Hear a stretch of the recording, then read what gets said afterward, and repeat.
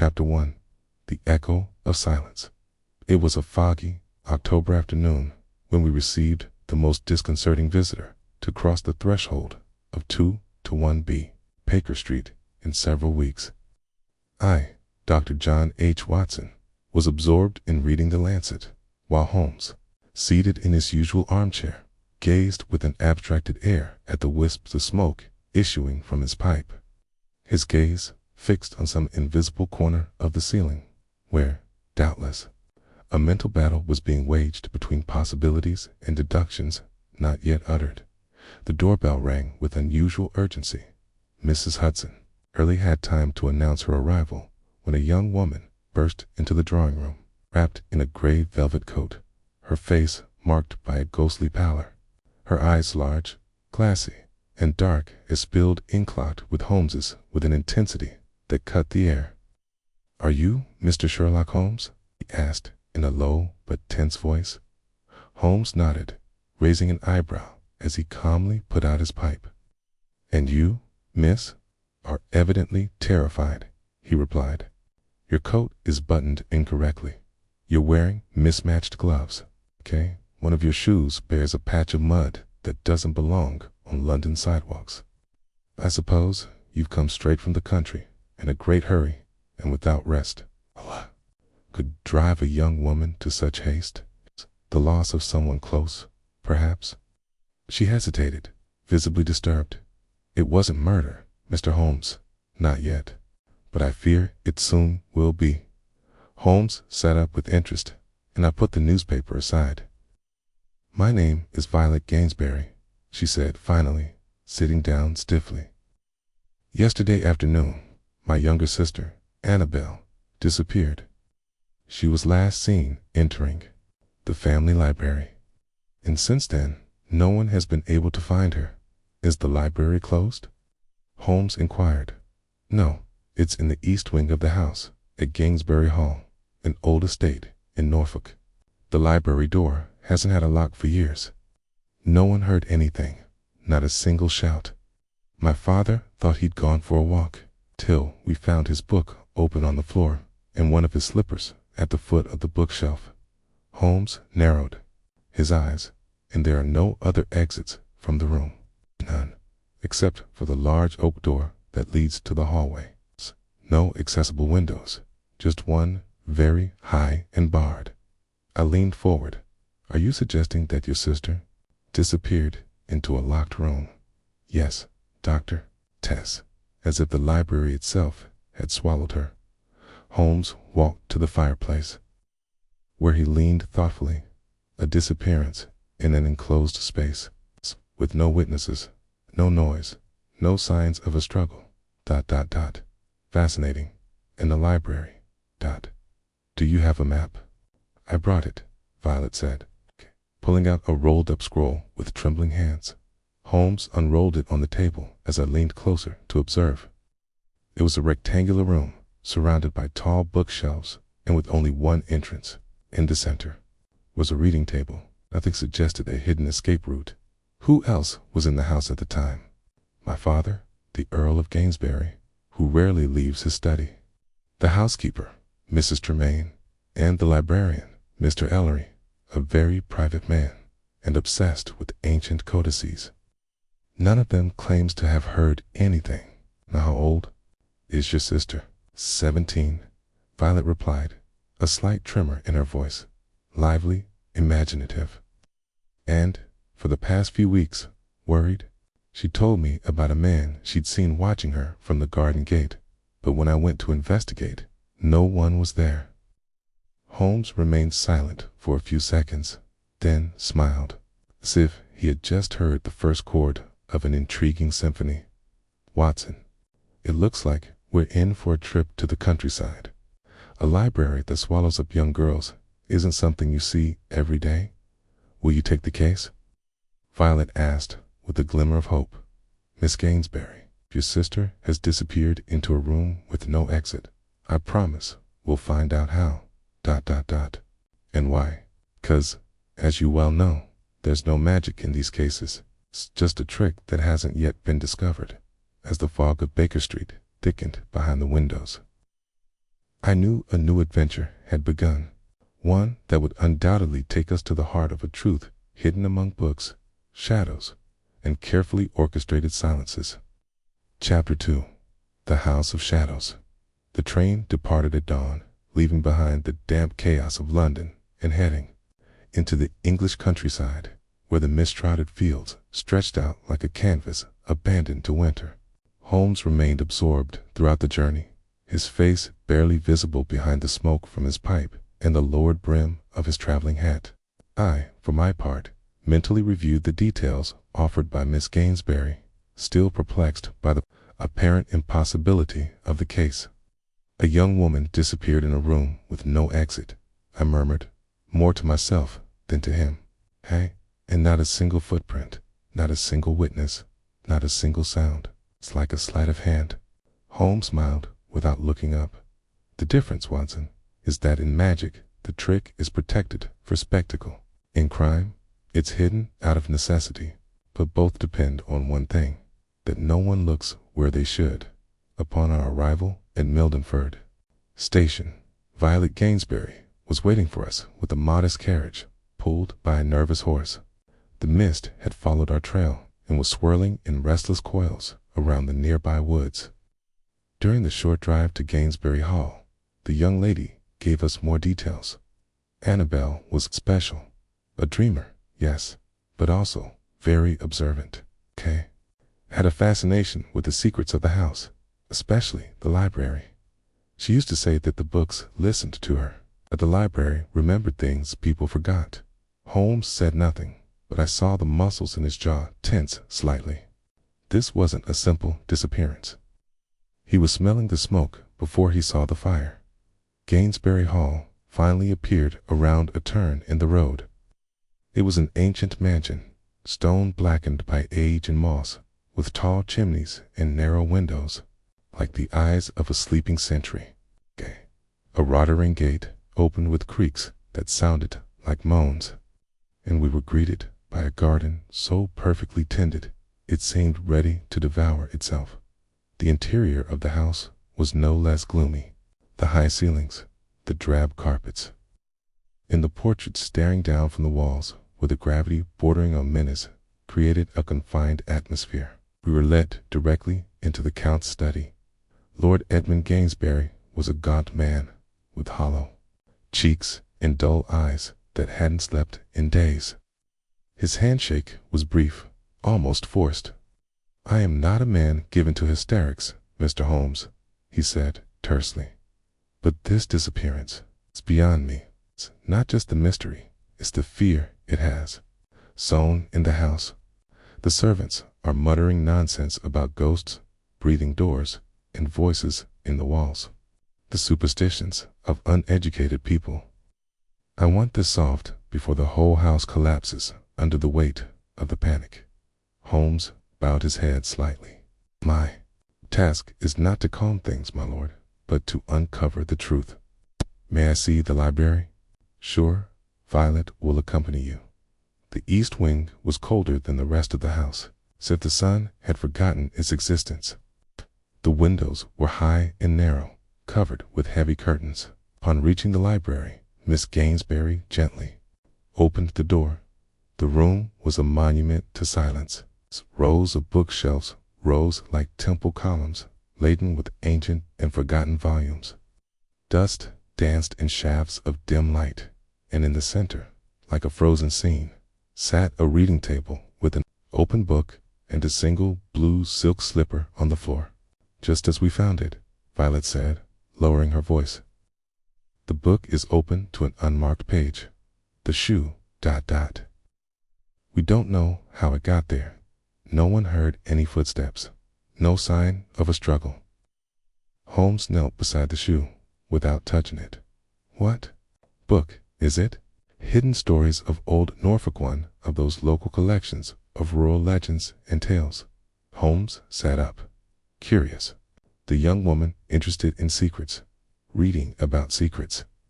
And then she disappears.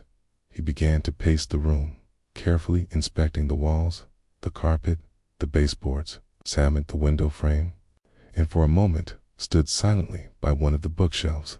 so still that I wondered if he'd seen anything. But he didn't say a word. "Is there a basement under this wing?" he asked suddenly. Violet shook her head. "Only solid foundations. House stands on rock. They've already searched underneath, I assure you." Holmes nodded, but he didn't seem convinced.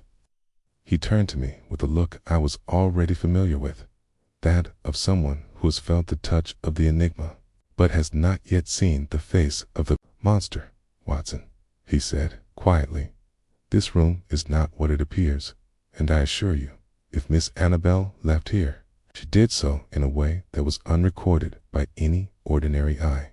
And with that, we stood on the threshold of a mystery that seemed made of paper, smoke, and something else that didn't yet have a name. Chapter 3. The Invisible Footprints.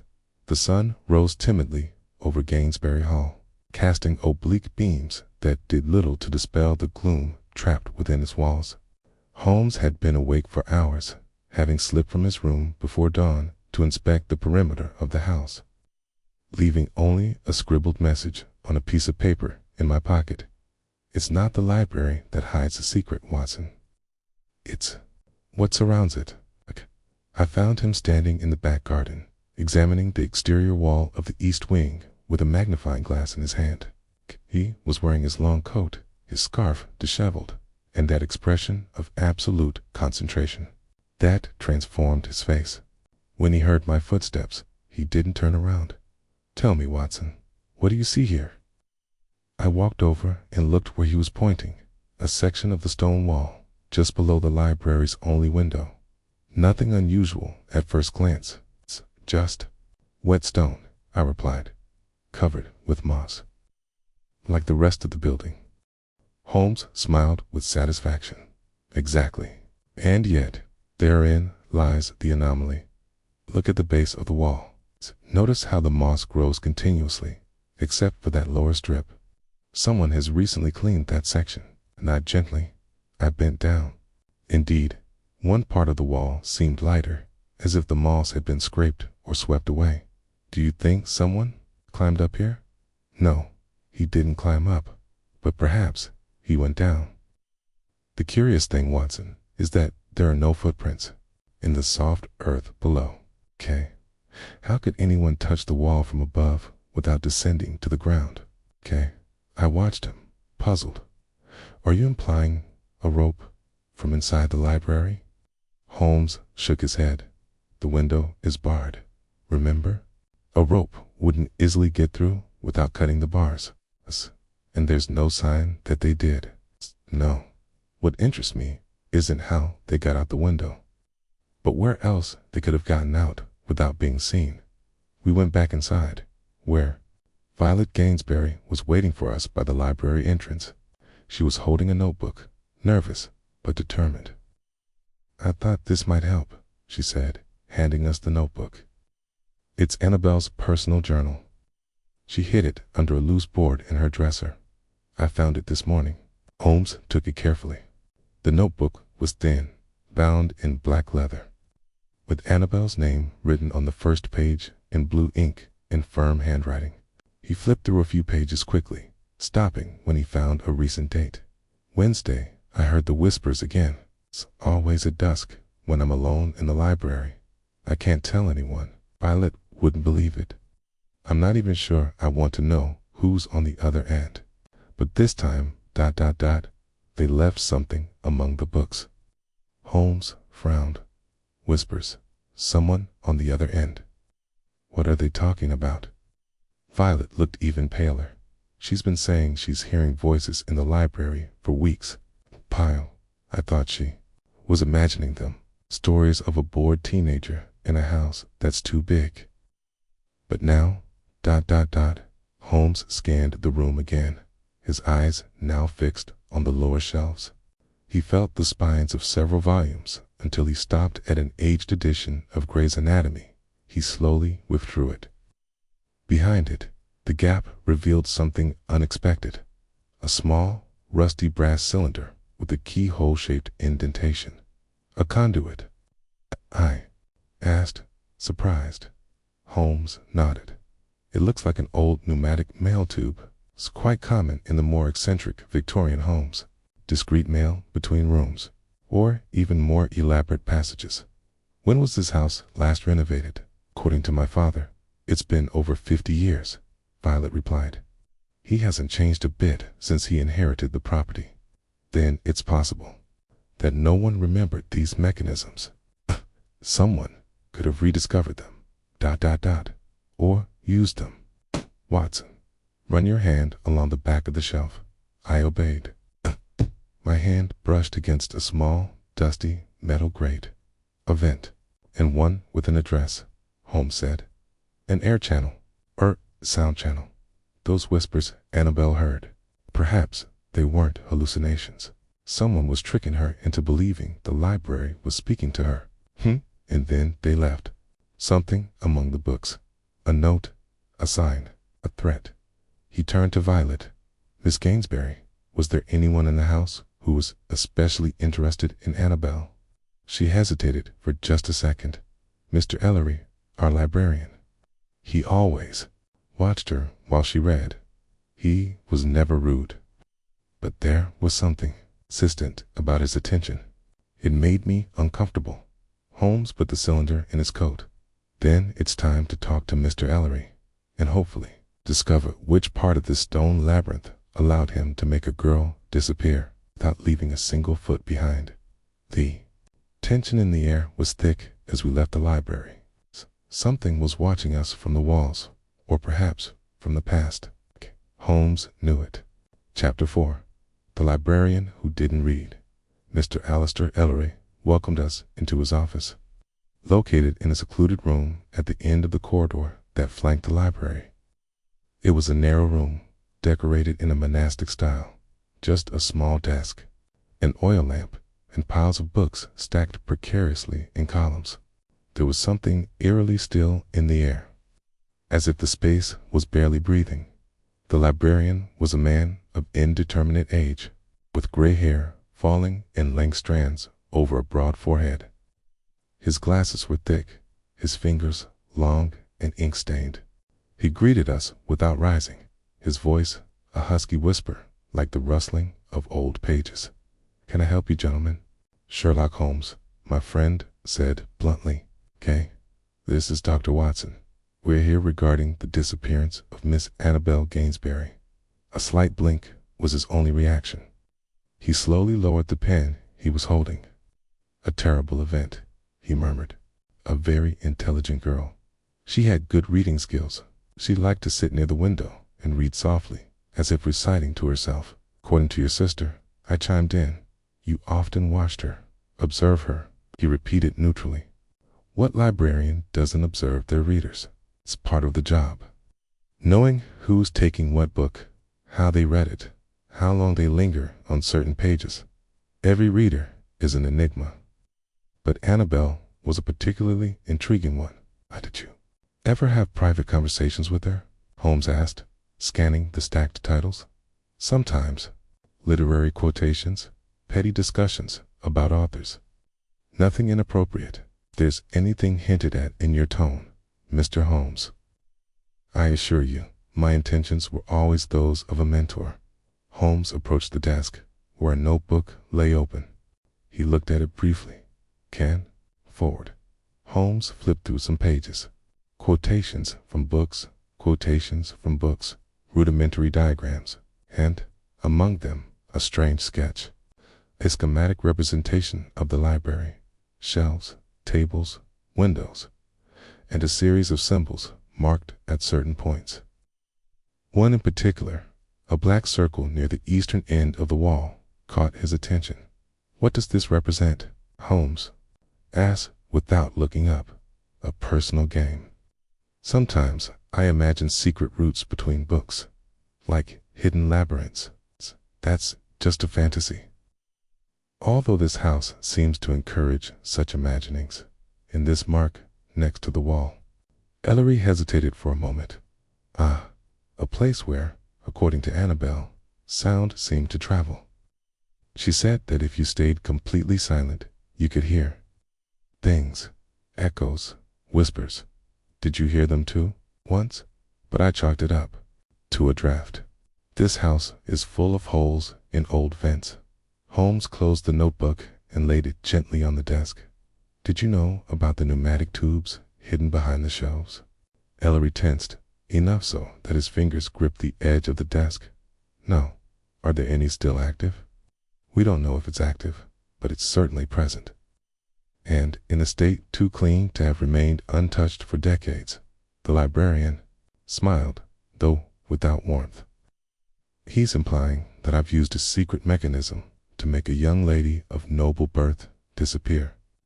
Ingenious, but I'm afraid of disappointing him. I don't have the strength or the motive for such an undertaking. I rarely leave this room. Holmes turned towards the door. Perhaps, but I don't need reasons when I have facts. I'd appreciate it if you didn't leave the house for the next 24 hours. Mr. Ellery, of course, Mr. Holmes. I have nowhere else to go, and, frankly, I'm interested to see how you solve this unsolvable riddle. As we left the office, I noticed Holmes frowned slightly, a gesture reserved for cases where the wheels hadn't quite fit together yet. What do you think of him? I asked. He's not lying, at least not entirely, but he's not telling the whole truth either. There's a connection between Ellery and that conduit, and even more so, between Ellery and what Annabelle discovered. Holmes stood by the hall window, watching as the mist began to settle over the garden again like a gray sheet. There's something else, Watson, something that won't leave me alone. This disappearance wasn't impulsive. It was planned. And Annabelle, she wasn't the only one who knew something else existed within those walls. Are you implying she was tricked, taken to some hiding place? Holmes narrowed his eyes. Perhaps, or perhaps, she was the one who got carried away, believing she would discover a secret. Okay, without knowing that she was the one being watched at that moment. Violet appeared at the end of the hall, her face pale. Mr. Holmes, you must come. The housekeeper has found something behind the grandfather clock in the drawing room. She says it wasn't there yesterday. We looked at each other and, without saying a word, followed Miss Gainsbury down the corridor. Whatever had appeared now was a new piece in this puzzle where nothing was as it seemed, and where silence continued to hide its own language. Chapter 5. The object behind the clock. The main drawing room of Gainsbury Hall, which we hurried to after Miss Violet's summons, retained the still air of houses where time seemed to have stopped out of respect for memories. The walls were paneled with dark oak, and above the fireplace rested an antique portrait of the family grandfather, whose grave gaze seemed to oversee every conversation. However, that solemnity was broken by the sight of the large grandfather clock shifted slightly from its usual position, revealing a barely perceptible gap in the wall behind it. Mrs. Tremaine, the housekeeper, was waiting for us, her lips pursed tightly, her face even paler than usual. She held a small, dark blue cloth bundle in her hands. With trembling fingers, she unfolded it and laid its contents on the low table in the parlor. A silver chain with a rose pendant and a carefully folded note. Violet immediately stepped forward. It's Annabelle's. She wore it every day since she turned 16. Holmes said nothing at first. He bent over the note, still not touching it, and carefully examined the edges off the paper. Then, using a pair of tweezers he took from his coat, he slowly unfolded it. The handwriting was hurried but clear. I can't trust anyone, not even you, Violet. If anyone finds this, know that I was taken, but not by force. I was promised answers, Kay, and I must know the truth. The silence that followed was thick. Mrs. Tremaine made the sign of the cross with nervous fingers, while Violet barely managed to stay on her feet. What does this mean? He whispered. Why would I say something like that? Holmes replied in a low but firm voice. It means, Miss Gainsbury, that your sister wasn't kidnapped, at least not in the traditional sense. She was manipulated, tricked with promises of some kind. And the most disturbing thing isn't what it says, but where the note was found. I turned to the clock. Watson, help me move it completely. With effort, we removed the heavy clock, revealing a section of wall that, while seemingly solid at first glance, had an irregularity in the lower molding. Holmes felt the surface with his knuckles until he heard a hollow sound. Then he pressed a specific spot in the corner. A faint click sounded, and a section of wood opened inward with an ancient creak. A secret compartment? I asked, impressed. More than that, said Holmes, examining the interior. This is a trapdoor. It doesn't lead directly into a room, but into a hollow wall. Look, a narrow passage, probably part of the house's former service architecture, unknown even to the present residents. Holmes extracted an oil lantern from one of the parlor furniture and lit it. The revealed passage was narrow, barely enough for a person to crouch through. The walls were covered with dust and cobwebs, but fresh footprints on the floor were evident. Turn earth, Holmes murmured. Tamed fibers of the same gray velvet Miss Annabelle wears. The passage has been recently used. Violet put a hand to her chest. Where does it lead? That's what we need to find out. Wasting no time, Holmes entered the passage, lantern held high. I followed, hunched over, my head brushing the low ceiling. The passage wound behind the walls of the hall for several yards before turning abruptly to the left. Finally, we emerged into a small, square, windowless chamber with a single object inside, an antique reading chair facing a wooden lectern on which rested an open book. The dust had clearly been disturbed in that area. As we drew closer, we saw that the book was not a novel or a treatise, but an ancient compendium titled Rites and Mysteries of the East of England. The pages were marked with marginal notes, some written in the same handwriting as the note found behind the clock. Holmes read them in a low voice. Not everything that hides is dead. Some things hide to observe. The whisper is not wind. It's a voice that doesn't want to be heard. I shuddered. This seems like a mixture of superstition and delusion, or a trap carefully designed to look just like that, Holmes replied. Do you see this lectern? It was placed here deliberately, and this book opened right at a section on hidden passages in noble Norfolk houses. This chamber was prepared for Annabelle. Someone knew she would follow the breadcrumbs and knew how to lead her here, to and from here. I asked, looking around. Holmes shone his flashlight on another wall. A slight indentation suggested a second exit. He cautiously opened it, revealing another, even narrower passage, spiraling downward. It seems the maze continues. But we shouldn't continue without knowing where it leads. We could get trapped. We returned the way we had come. In the living room, Violet was waiting impatiently.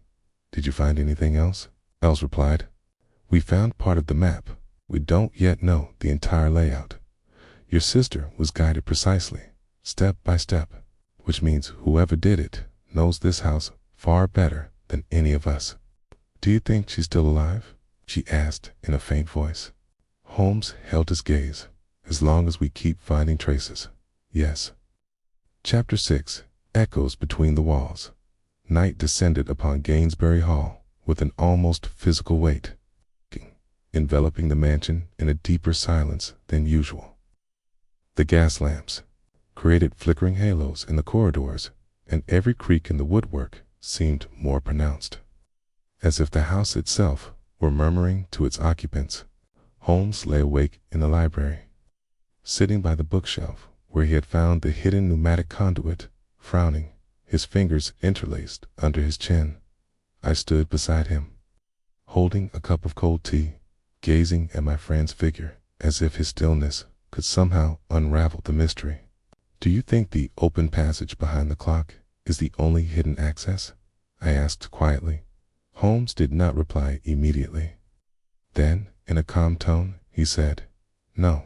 This house was built in an age when architecture served more purposes than was admitted. There are hollow walls here, Watson. Hidden rooms, echo chambers, forgotten corridors. What we've seen is barely the threshold, but there's something else, something that doesn't quite fit yet. The reason. Holmes nodded slowly. Exactly. We know Annabelle was guided, that she left a note, and that she was looking for answers. But answers to what? What did she think she'd discover? What was convincing enough to make her doubt even her own sister?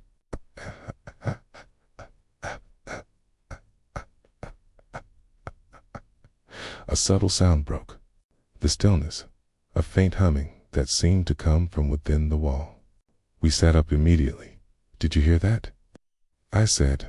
Holmes was already moving, approaching the corner from which the sound seemed to be coming. He knelt, felt the baseboard with nimble fingers, and placed his ear against the wall. It's the pneumatic system, he said, barely above a whisper. It's in use. With surprising swiftness, he withdrew the book he had previously moved. The passage behind it was still open, but this time something cylindrical was slowly beginning to emerge from the depths of the tube. Holmes captured it with the tongs. It was another small brass container, almost identical to the previous one. Another message, I asked, feeling my pulse quicken. Holmes removed the lid. Inside was a rolled-up piece of paper. He gently removed it and unrolled it in the lamplight. The calligraphy, this time, was different, more angular, less fluid. The girl didn't disappear. She transformed, as things that learn too much do. We looked at each other in silence. The note wasn't just a clue. It was a provocation. So what the hell does that mean? I asked. It means, said Holmes, his eyes narrowed, that we are not dealing with a conventional kidnapper. We are dealing with a mind that not only plans, but plays, that wants us to know that all this, the notes, the objects, even the mystery is part of a larger structure, an experiment, perhaps, or a ritual. And now, the most puzzling part, the note arrived. After Haven discovered the conduit. Are they watching us? No doubt, okay, and listening. He sat up abruptly and walked over to the fireplace. He examined the side walls, felt the carved molding, and smiled faintly. Come, Watson, look at this. He pressed a small, leaf-shaped stone medallion. There was a dull click. Section of the casing rotated on a hidden axis, revealing a narrow recess. Inside, a dark, elongated space descended gently into the unknown. Another entrance, but not built for servants. This one is older. Holmes took his lantern and extracted a coiled rope from his coat. Shall we go? He asked. I nodded without thinking. We descended cautiously, one after the other. The passage was damp, the walls cold to the touch. The packed earth floor creaked under our feet. After about 20 meters, it opened into a narrow chamber, barely lit by the lamp Holmes carried, and there, on the opposite wall, we found something unexpected. A mural carved directly into the stone. It depicted an allegorical scene, a female figure surrounded by books, wearing a blindfold, and behind her, a faceless figure holding a key. What kind of place is this? I muttered. Holmes watched intently. This isn't an escape passage. It's a contemplation chamber, a trap for the curious. Annabelle was brought here, or she came of her own free will, in what she found. His voice faded from the floor next to the mural. A piece of torn fabric protruded. Gray velvet. Holmes picked it up slowly, turning it between his fingers. It's from his coat, he confirmed. I bent down. It was something else, a word clumsily carved into the stone, almost imperceptible. Wake up. The passageway held secrets. But now, we knew for sure that Annabelle had been here, and maybe he still was. Chapter 7. The words, no one should have. Read. The underground chamber seemed to absorb the light from Holmes's lamp, as if the stone itself were devouring it. The silence was absolute, save for the dull dripping of water in some distant corner. I stood by the mural, my eyes fixed on the clumsily carved word. Wake Upa, simple word, yet one laden with disconcerting weight. Holmes walked slowly around the room, its lantern revealing minute details. A serpentine crack at the base of the mural, a worn step across the room, and traces of ash in a stone bowl set into the wall, as if someone had recently burned something. "This isn't just a secret room, Watson," he said, breaking the silence. "It's a place of transition, or rather, transformation. Something happened here. Something designed to upset whoever entered. Alter, in what sense?" Holmes lifted the silver chain with the rose-shaped pendant he had previously put away. He held it up to the mural, as if trying to align the two images.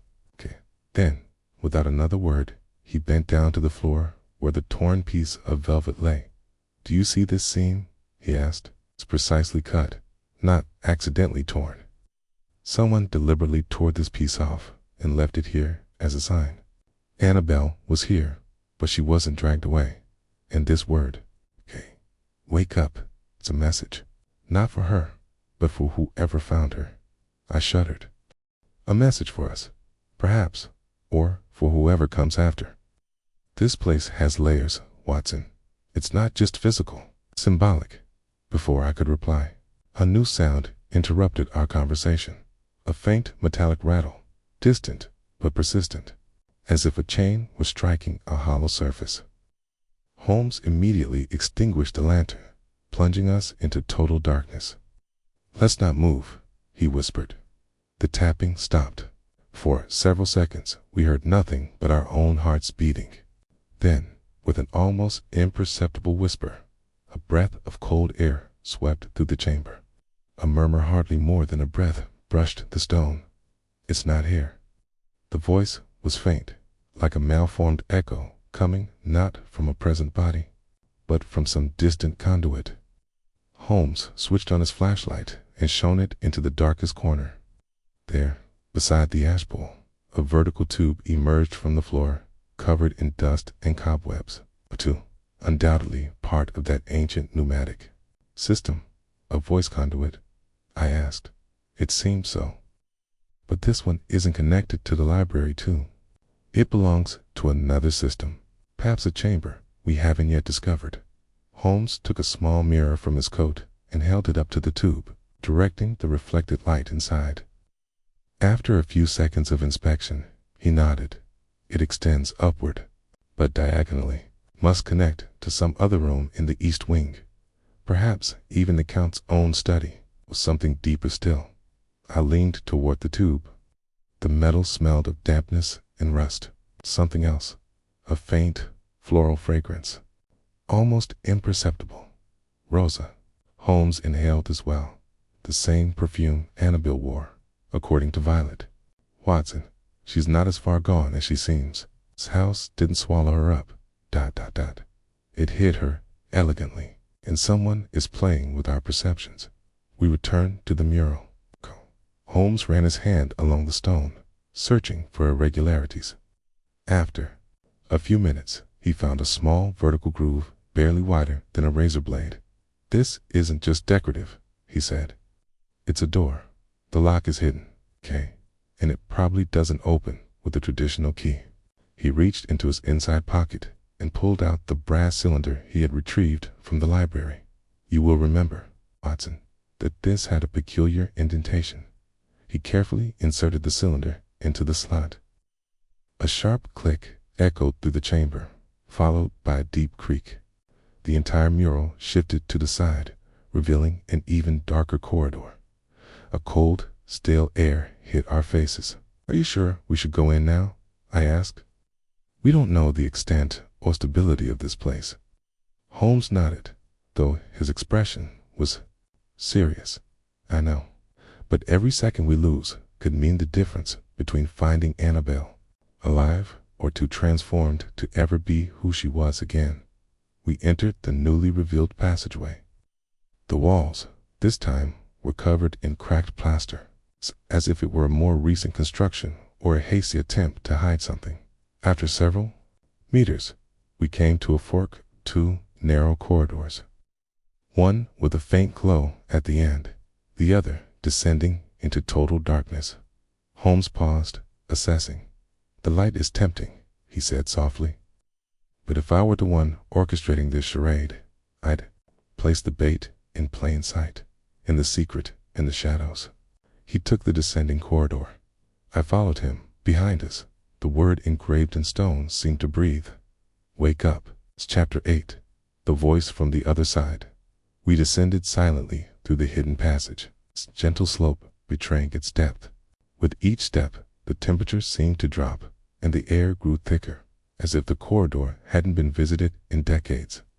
The walls, covered in cracked plaster, were marked with blurred lines, as if someone had tried to erase symbols or writing. Holmes ran his fingers over every corner, his flashlight revealing details that were lost to the naked eye. This hallway was added in a hurry, he murmured. It's not part of the house's original design. Someone built it later, for a specific purpose. And what would that purpose be? I asked, lowering my voice without knowing why. I don't know yet, but it wasn't an escape route. No one builds a secret passage into the depths without a reason to hide something or someone.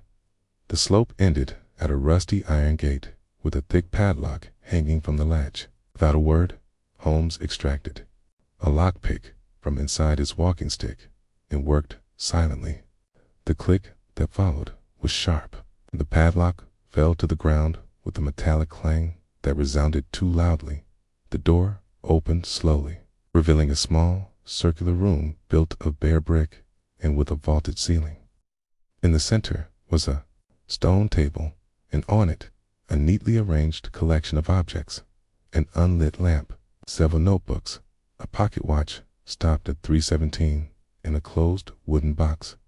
Holmes approached cautiously. "This isn't a dungeon," he said, almost in a whisper. "It's an observation room. Notice the grate in the wall. It's a vent connected to some other part of the house. From here, someone could hear, even speak." I leaned toward the grate. Air that filtered through had the scent of the library, old paper, dust, and that same floral perfume. "Annabelle was here," I said, almost with certainty. "I have a feeling." Holmes opened the wooden box. Inside, a series of carefully folded letters tied with a blue ribbon. The first envelope bore a name on the back, Annabelle Gainsbury. He took the first letter and began to read in a low voice. "Do not be afraid. Only when the silence is broken does the truth reveal itself. You have heard what others ignore. That makes you different, special. There are things this house remembers, things that want to be heard." Holmes put it on the table and opened another. "You're not alone. I've been listening to for years, and I found a way. The library isn't just books. It's an echo. It's a voice that holds the secrets of those who have lived here. Come, speak, listen." "This isn't a kidnapping," I said, my voice breaking. "It's an intellectual seduction. Someone built a world for her, an alternate reality fueled by symbols, secrets, and promises." "Exactly," said Holmes. "But the question remains, who and to what end?" He inspected the notebooks lying next to the letters. They were roughly bound, and the contents seemed to be written by two different hands. One, clear, youthful; the other, uneven, more tense. One page stood out because of its heading, "Conversations from the Wall."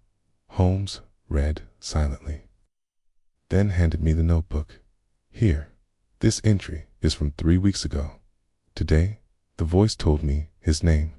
He said he was the silent one, that he had lived here before Gainsbury Hall had a name, that his purpose was to protect the memory of what others would rather forget. He gave me proof. He showed me a phrase he had dreamed, written in one of the oldest books in the library. The same phrase. How did he know?" Holmes closed the notebook firmly. "Whoever the silent one is, he isn't a figure invented by Miss Annabelle. He's real. Okay. And he has access to the books, the conduits, the hidden rooms. This is a game of fine manipulation. Whoever orchestrates it understands the human mind, especially the young and brilliant mind that yearns for meaning in an indifferent world. And you think that silent has her down here? No, but it's close. And now we know this network isn't improvised. It's a carefully constructed theater with compartments, voices, symbols. The house is its stage. We looked at the grate on the wall again. Holmes bent down and spoke clearly. Annabelle, if you're there, listen carefully. We're not following you to judge you. We're following you to bring you back. There was no response, but then a faint sound, almost a whisper, like a suppressed exhalation. And then, very slowly, a voice emerged from the other side of the grate, trembling, human. Holmes. The silence that followed was absolute. My skin crawled. Holmes moved closer. Annabelle, a sob. Are you real? I am. And I've come to get you out of here. The voice faded, placed by a faint tapping, as if she were gently tapping on a grate. Holmes straightened. Now, Watson, he said calmly, we must find the way in from the other side. She is alive.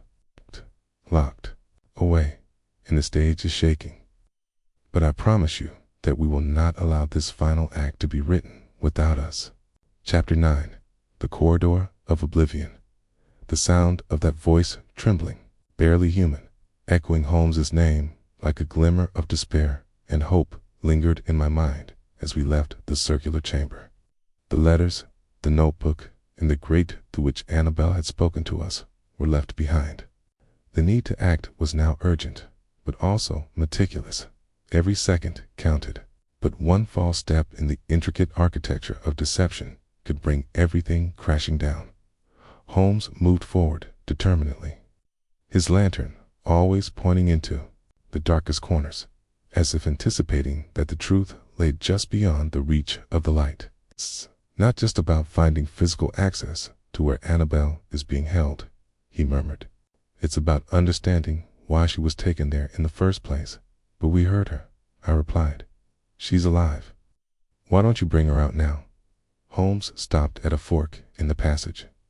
One of the tunnels, narrower and descending, showed recent signs of passage, blurred footprints, disturbed earth, a loose strand of blue thread on the edge of a stone. Because we don't yet know what's between her and us, he replied. If she was brought there precisely and silently, she can be removed just as easily if we alert whoever is guarding her. Do you still believe there's someone else pulling the strings? Holmes turned to me with a grave expression. There is no mystery without an author, Watson. And this is one of the most elaborate I've ever faced. The so-called silent isn't just a fraud. He's someone who knows every corner of this house and has been constructing this labyrinth of symbols for years. We continued through the marked tunnel. After a few meters, it opened into an old wine cellar. The remains of barrels, rotten wooden beams, and cobwebs indicated that the place had been abandoned long ago. However, at one end of the room, a stone staircase led up to what appeared to be an iron hatch hidden in the floor of some upper room. Holmes climbed in first, forced the lock with his lockpick, and pushed the hatch open with effort. It opened with a sharp creak. We climbed in. We emerged into a room I instantly recognized, the Earl of Gainsborough's study. At that hour, it was empty. The curtains were closed, the air heavy with that unmistakable smell of old leather and ash. Holmes scanned the room without missing a beat. He stopped in front of the fireplace and tapped gently on the walls on either side. Then he inspected the base of one of the bookshelves. He smiled faintly. Here it is. He touched a barely protruding floor tile. Section of wood paneling slid to the side with a soft hiss. Behind it was another passageway, narrow, bare stone, and void of a trace of dust. Holmes lit his lantern and moved forward. The tunnel was colder than the others. The silence grew thicker with each step. After a few minutes, we came to another iron door, this one ajar. Holmes raised his hand and indicated absolute silence. He pushed the door open with the softness of a sigh. Inside was a small, vaulted room, lit by a single oil lamp. At the far end, sitting against the wall, was Annabel. Her eyes widened at the sight of us. She staggered to her feet, her face drawn but undamaged. The rose pendant gleamed faintly on her chest. "Holmes," he said hoarsely, "did I dream this too?" Holmes approached slowly. "No, Miss Gainsbury, it's not a dream. We've come for you." She began to cry. Not loudly, but with a silent tremor that shook her shoulders. Holmes held her arm gently. "Is anyone else here?" "It's the one who was talking to you, the silent one." Annabel nodded slowly, pointing to a grate on the opposite wall. "He's there, always there, but he doesn't speak when others are present, only when he thinks I'm alone." Holmes approached the grating. He examined the duct carefully. Then, in a swift movement, he inserted a small mirror and shone the light of his lantern inside. His face changed. "What do you see?" I asked. Holmes stepped away without answering. I approached him. In the reflection, barely visible, and on the other side. Someone was looking at us, and then he disappeared. Holmes firmly closed the grate. Again. "Let's go," he said, turning to Annabel. "This theater is over for you, but for him, it's just beginning." We led her back through the tunnel. Holmes didn't speak again until we returned to the study. There, he closed the passage and turned to me. "Now I know who he is. Not his name yet, but his nature. The Silent One isn't a ghost or a specter. He's a man with access, time, and a dangerous obsession with hidden ideas. And he's been in this house far longer than anyone suspects."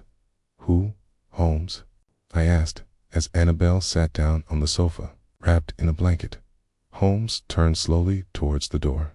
"There's only one person who knows every corner of this mansion, and every word in every book." I froze. "The librarian?" Holmes nodded, his gaze hard. "Alistair Ellery, the man who didn't read, 'cause he'd already read everything." Chapter 10.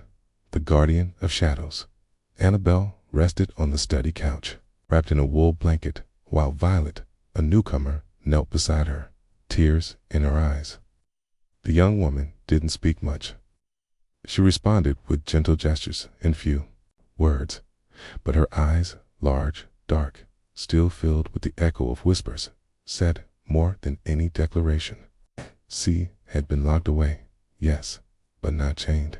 What she had experienced wasn't simple confinement. It was something deeper, more tangled. Psychological spell woven of words, symbols, and loneliness. Holmes stood by the fireplace, his profile silhouetted against the faintly crackling fire. "Watson," he said suddenly, "I'm afraid the time has come to confront the true author of this work, Mr. Ellery. Do you think he's still in the house?" Holmes nodded slowly. "I don't just believe it. I'm convinced he's never left her. He's part of the structure. It's like the secret passages, like the books, like the whispers."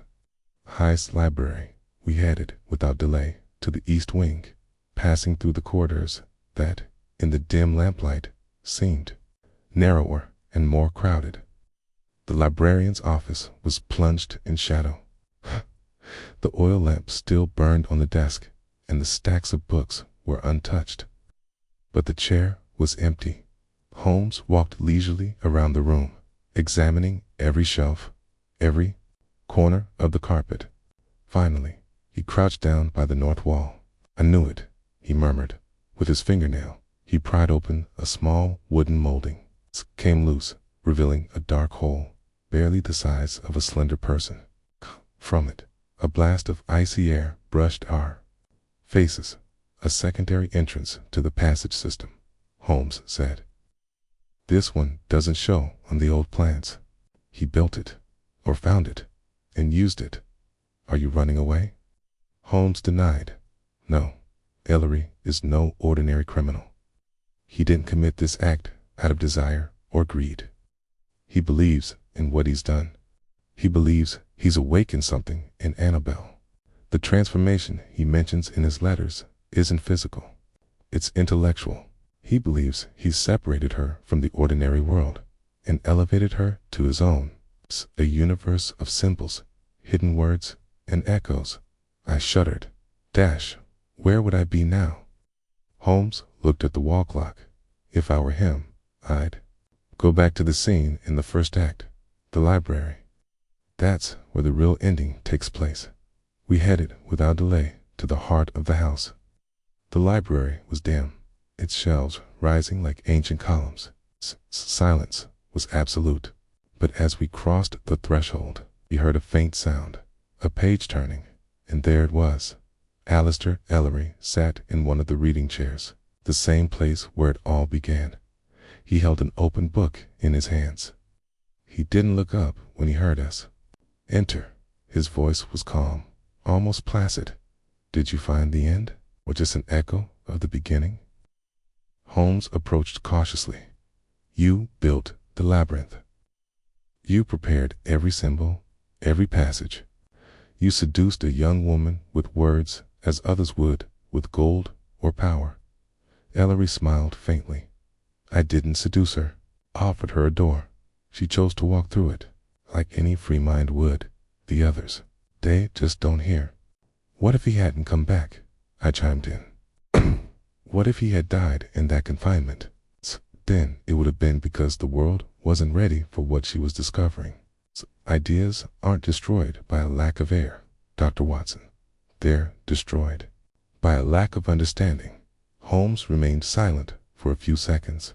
Then, in a firm tone, but you're not a philosopher. You're a jailer. You may disguise your confinement with metaphors and your manipulation with quotations, but it's still a prison. You wrote her messages, guided her with symbols, and isolated her from the world so she'd only hear your voice. Ellery closed the book with a sigh. And don't we all do that? Don't you build your deductions with phrases for Watson to repeat with? Admiration. Don't you also guide those around you?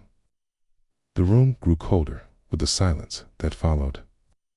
Holmes took a step forward. The difference, Mr. Ellery, is that I never deprive anyone of their freedom. You, on the other hand, turned a curious teenager into the centerpiece of your play. Without her informed consent, Holmes gestured toward the door. Lestrade, who had been waiting outside by prior order, entered with 2 constables. There was no resistance. Ellery stood up slowly, still holding the book. You won't find any crimes against me, he said. No chains, no poisons, no shackles, only words, and words, they don't kill. Holmes looked at him calmly. Words can imprison you, too, Mr. Ellery. Yours did, and now you'll answer for them. As he was escorted out, the library seemed to breathe a sigh of relief. The shadow that had haunted it for years was finally receding. Holmes picked up the book Ellery had left on the table. Its title, The Symbolism of the Labyrinth in Western Culture. He opened the first page. A handwritten dedication for those who dare to seek, even when they don't understand what they find. Holmes slowly closed the book. The truth, Watson, isn't always hidden deep within. Sometimes it's right in front of us, disguised as knowledge. And with that, we left the library. The echoes of Ellery's footsteps still echoed in the halls, but we knew Annabelle was safe, although perhaps, somewhere in his mind, the labyrinth remained.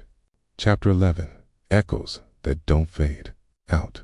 The next morning arrived with a pearly gray sky, filtering a soft light through the windows of Gainsbury Hall.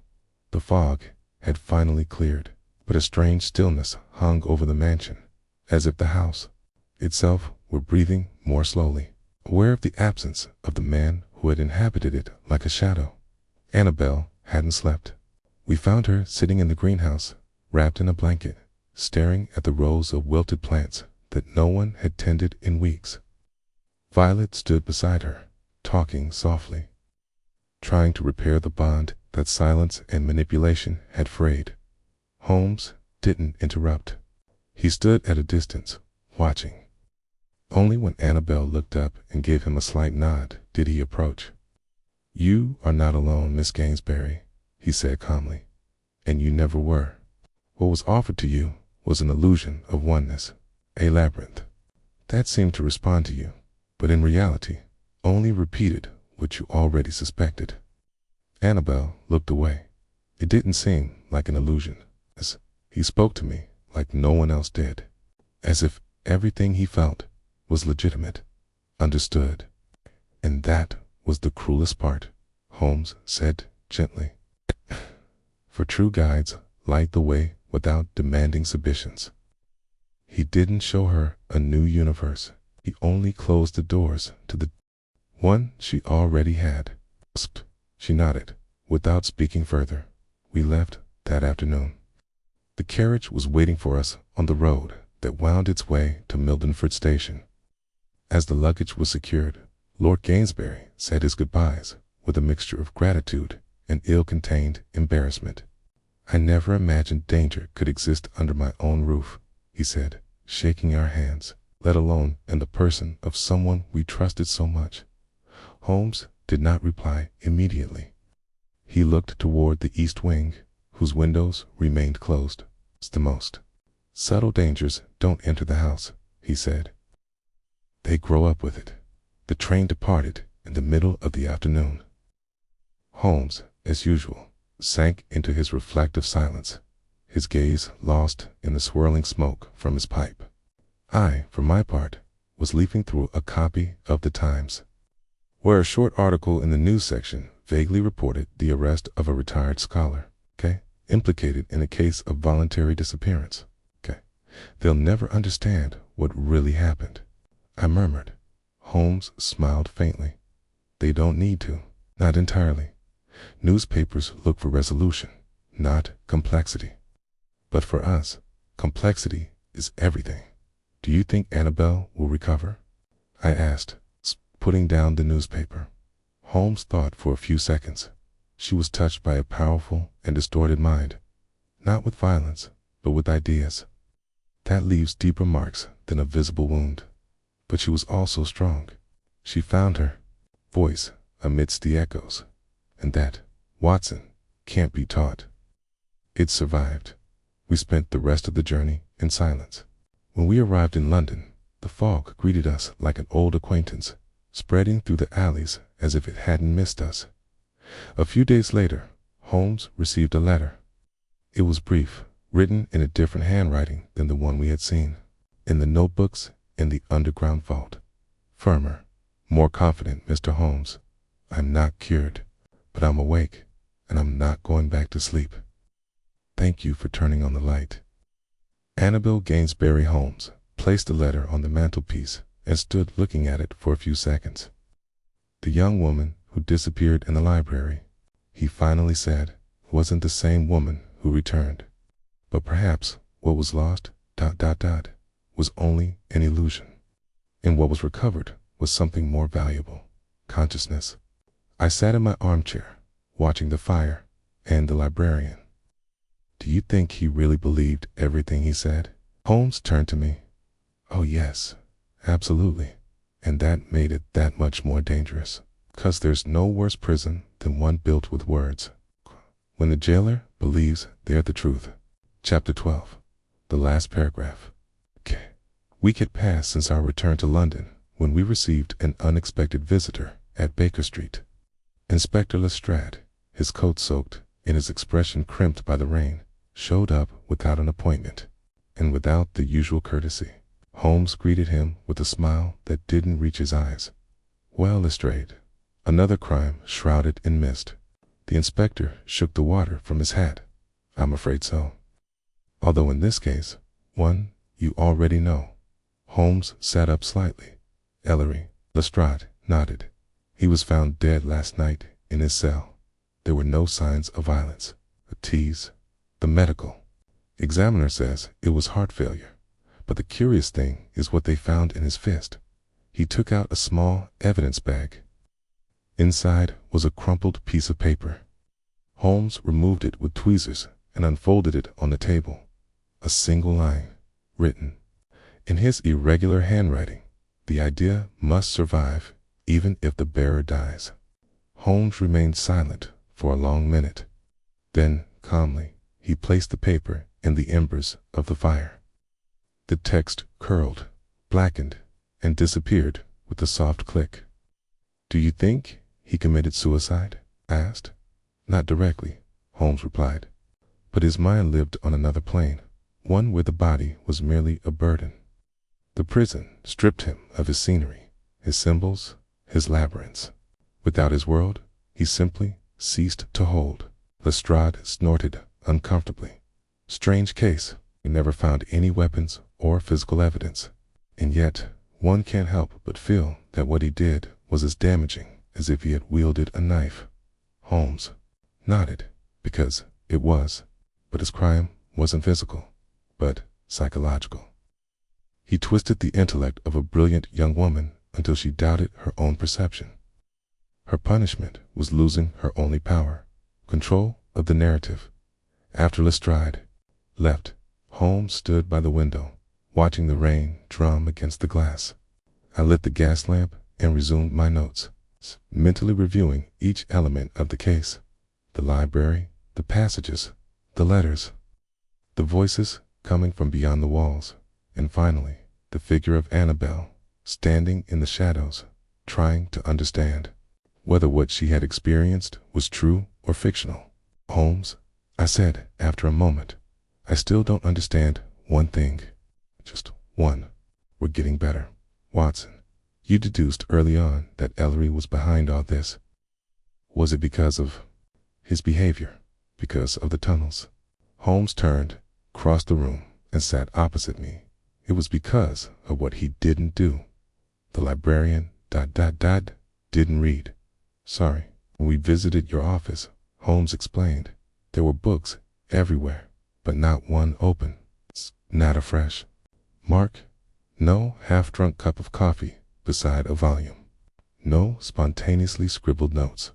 Everything was arranged servers-like a reader's office ... but not feel as such. But he wrote constantly ... Exactly. I wrote, but I didn't absorb. I didn't seek knowledge. I sought to shape others with what I'd already internalized. When I found the correspondence tubes, I knew someone knew the bones of the house, and only one man in that mansion inhabited them with such silence: Ellery." I then remembered his phrase. He, as the library Holmes, understood that this wasn't a physical crime, but a symbolic one, and that Ellery hadn't acted out of hatred or desire, but out of a misguided faith in his mission. Holmes lit his pipe. "What Ellery tried to do was build a myth. Not to kill a person, but to transform them into something new through doubt, isolation, and words. His mistake was choosing a strong mind. Annabelle, exactly. It didn't destroy her. It made her more self-aware. And now that she's seen the shadows, she knows how to recognize the light to dot in the days that followed." We received another letter. This time not from Annabelle, but from Violet, written with a calm hand. It read, "Annabelle is better. She's returned to reading, but with different eyes. She's no longer looking for answers. She's looking for questions. I think that's healthier. I thank you not only for bringing her back, but for helping us understand that some prisons don't have bars, but whispers. And now that the silence is gone, the house seems ... lighter. With gratitude."